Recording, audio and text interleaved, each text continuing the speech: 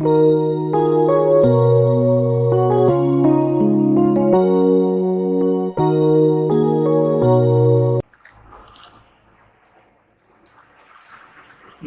साथियों, मेरे YouTube channel RSJ excel zone में आपका स्वागत है। साथियों, विगत 4 दिनों से हम कक्षा 10 के अध्याय 9 प्रकाश परावर्तन एवं अपवर्तन के बारे में पढ़ते आए हैं।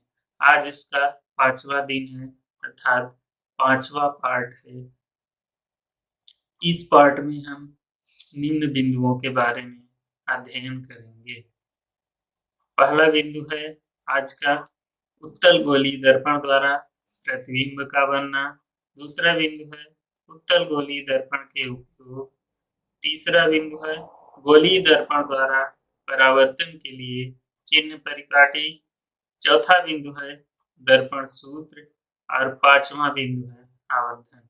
इन 5 बिंदुओं के विषय में आज हम पढ़ेंगे। तो चलते हैं पहले टॉपिक की ओर, उत्तल दर्पण द्वारा प्रतिबिंब का बनना। साथियों, कल हमने अवतल दर्पण द्वारा विभिन्न स्थितियों में प्रतिबिंब बनाकर देखे थे। आज उत्तल दर्पण द्वारा प्रतिबिंब का निर्माण करेंगे। उत्तल दर्पण में मात्र 2 स्थितियों में प्रतिबिंब का निर्माण किया जाएगा।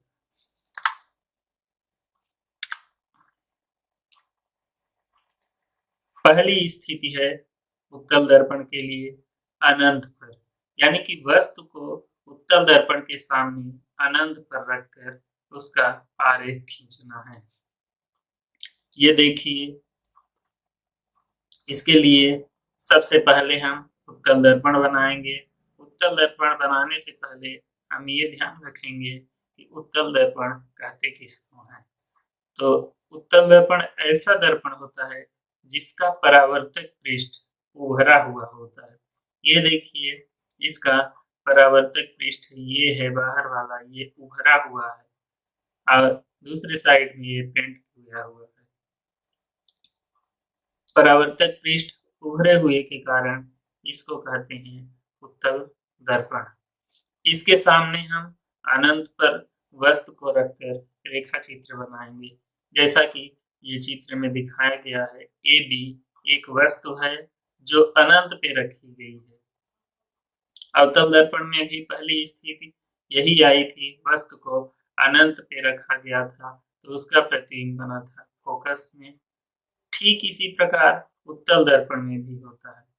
अंतर केवल इतना होता है, उसमें वास्तविक प्रतिबिंब बनता है और इसमें आभासी प्रतिबिंब बनता है। उसका प्रतिबिंब उल्टा होता है लेकिन इसका प्रतिबिंब सीधा होता है।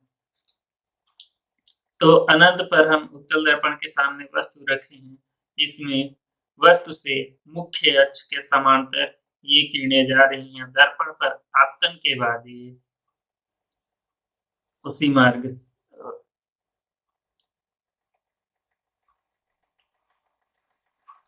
वस्तु से मुख्य अक्ष के समांतर प्रकाश किरणें दर्पण पर आपतित हो रही है और परावर्तित होकर इधर वापस जा रही है। ठीक इसी तरह नीचे से भी मुख्य अक्ष के समांतर किरण का आपतन हो रहा है और ये परावर्तित होकर वापस जा रही है। तो जो किरण वापस जा रही है उसको हम आगे बढ़ाएंगे तो यहाँ F बिंदु पे मिल रही है। ऐसे ही नीचे वाली किरण को हम आगे बढ़ाएंगे तो F बिंदु पे जाके मिलेगी।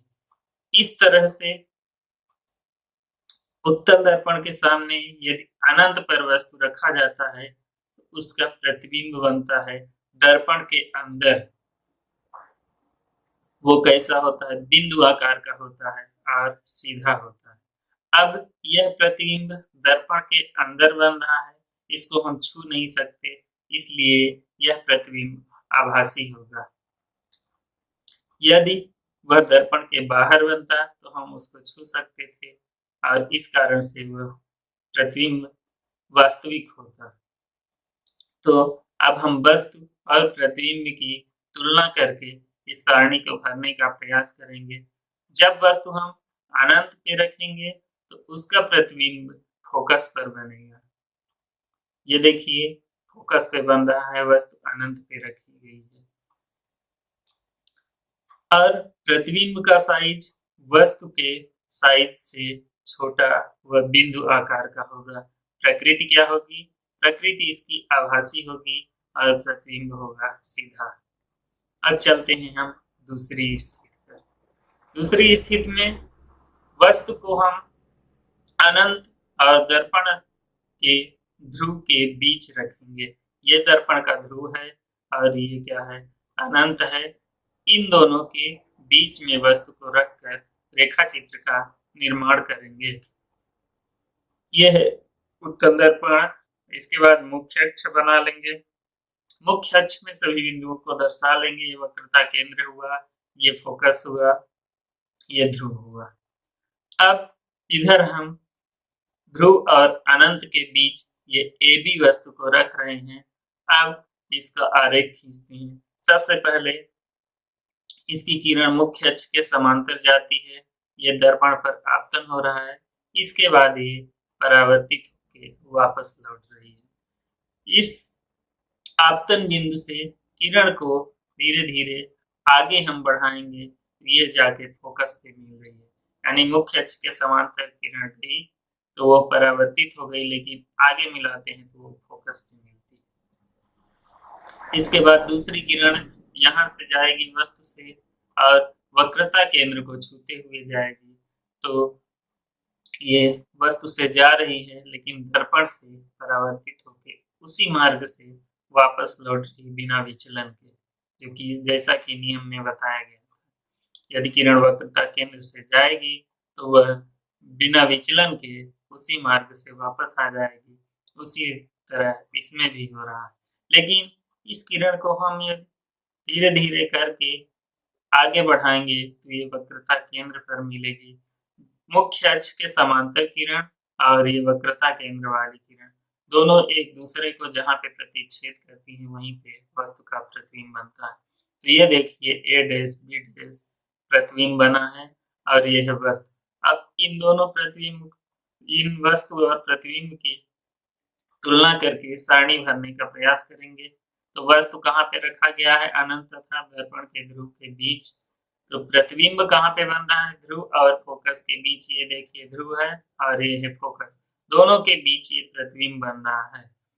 आकार कैसा है? वस्तु से छोटा है। और प्रकृति कैसी होगी इसकी? आभासी होगी, वह सीधा होगा। ये देखिए आभासी इसलिए है क्योंकि दर्पण के अंदर बन रहा है और सीधा बन रहा है। तो अवतल दर्पण की जो लास्ट स्थिति थी जिसमें प्रतिबिंब सीधा बन गया था, ये अक्सर एग्जाम में पूछा जाता है। और उत्तल दर्पण से ये दूसरी स्थिति अक्सर एग्जाम में पूछा जाता है। अब चलते हैं हम उत्तल दर्पण के उपयोग के विषय में। ये आज का दूसरा टॉपिक है, उत्तल दर्पण का उपयोग। उत्तल दर्पण का उपयोग वाहनों के साइड शीशे के रूप में किया जाता है। वाहनों के साइड शीशे में क्यों लगाया जाता है इसको? क्योंकि यह सदैव सीधा प्रतिबिंब बनाता है और बड़े क्षेत्र को दिखाता है। वाहनों में जहां ड्राइवर बैठते हैं दोनों साइड में शीशे लगे होते हैं, उसको ध्यान से देखेंगे तो बीच में उभरे हुए हो रहते हैं। इस कारण से इन दर्पण को क्या कहेंगे? उत्तल दर्पण। ये उत्तल दर्पण इसलिए लगाया जाता है क्योंकि यह बड़े क्षेत्र को दिखाता है। अगला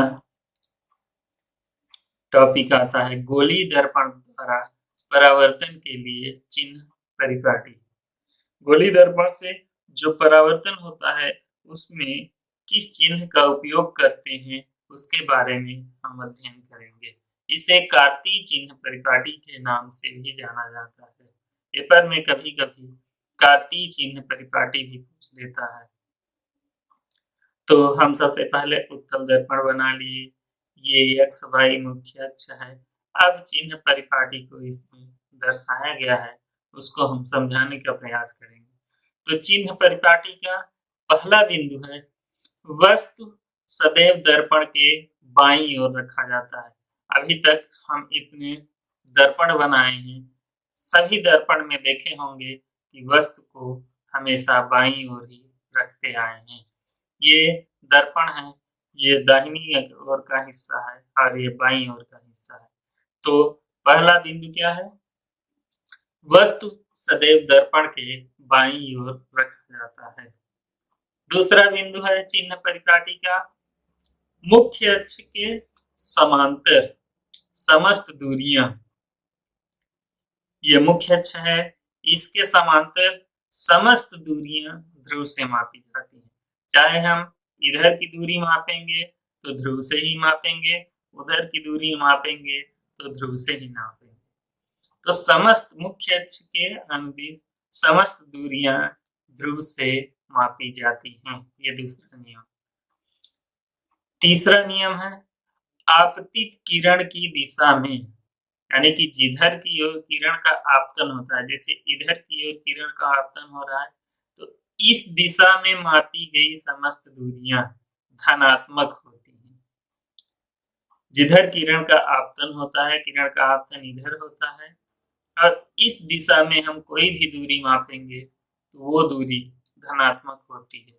लेकिन आपतित किरण के विपरीत दिशा में यदि हम कोई दूरी मापेंगे तो वो दूरी ऋणात्मक होगी। ये आपतित किरण की दिशा होती है, इधर से इधर मापेंगे तो धनात्मक और इधर से इधर मापेंगे तो वो दूरी होगी ऋणात्मक।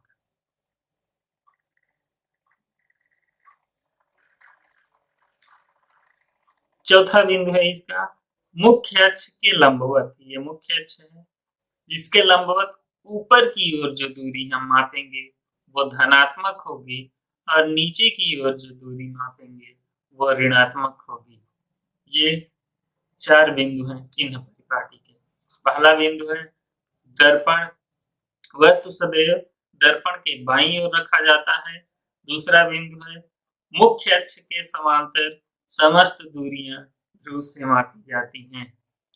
तीसरा बिंदु है आपतित किरण की दिशा में मापी गई समस्त दूरी धनात्मक होती है, लेकिन विपरीत दिशा में मापी गई समस्त दूरी ऋणात्मक होती है। चौथा बिंदु है मुख्य अक्ष के लंबवत ऊपर की ओर मापी गई दूरी धनात्मक और नीचे की ओर मापी गई दूरी ऋणात्मक होती है। अब आता है दर्पण सूत्र। दर्पण सूत्र होता है 1/v प्लस 1/u बराबर 1/f। यह सूत्र किसी दर्पण द्वारा बनने वाले प्रतिबिंब के लिए वस्तु की दूरी, प्रतिबिंब की दूरी और फोकस दूरी में संबंध बताता है। 1/v प्लस 1/u बराबर 1/f। यहाँ पर v जो है प्रतिबिंब की दूरी होती है, u जो है वस्तु की दूरी होती है और f जो है फोकस दूरी होती है। इस पे न्यूमेरिकल सवाल भी आते हैं जिसकी चर्चा हम अगले वीडियो में करेंगे। यानी कि 1/, वस्तु की दूरी 1/, प्रतिबिंब की दूरी प्लस 1/, वस्तु की दूरी बराबर 1/, फोकस की दूरी। दर्पण सूत्र को केवल दर्पण सूत्र के ही नाम से पूछा जाता है कि दर्पण सूत्र लिखिए। आवर्धन, आवर्धन का मतलब होता है तुलना करना। तो सूत्र इसका होता है, पहले पढ़ेंगे इसकी परिभाषा। प्रतिबिंब की ऊंचाई तथा वस्तु की ऊंचाई, इन दोनों के अनुपात को कहा जाता है आवर्धन। इसे यम से प्रदर्शित किया जाता है। इसका सूत्र बनता है यम बराबर प्रतिबिंब की ऊंचाई बटे बिंब की ऊंचाई। बिंब का मतलब होता है वस्तु। तो आवर्धन किसको कहते हैं? प्रतिबिंब की ऊंचाई तथा वस्तु की ऊंचाई के अनुपात को आवर्धन कहते हैं।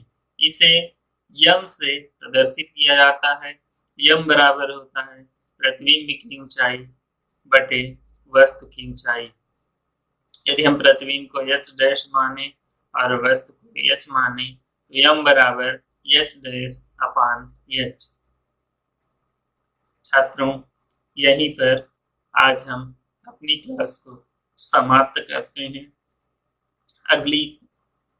अगले टॉपिक के लिए कल अगली क्लास होगी। नमस्कार।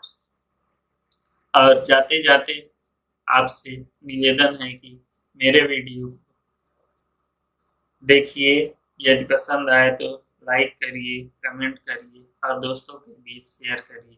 यदि चैनल पर नए हैं, वीडियो को सब्सक्राइब जरूर करिए और बेल आइकन को भी प्रेस कर दीजिए, जिससे जब भी हम वीडियो डालें तो उसका नोटिफिकेशन आपको तुरंत मिल जाए। धन्यवाद।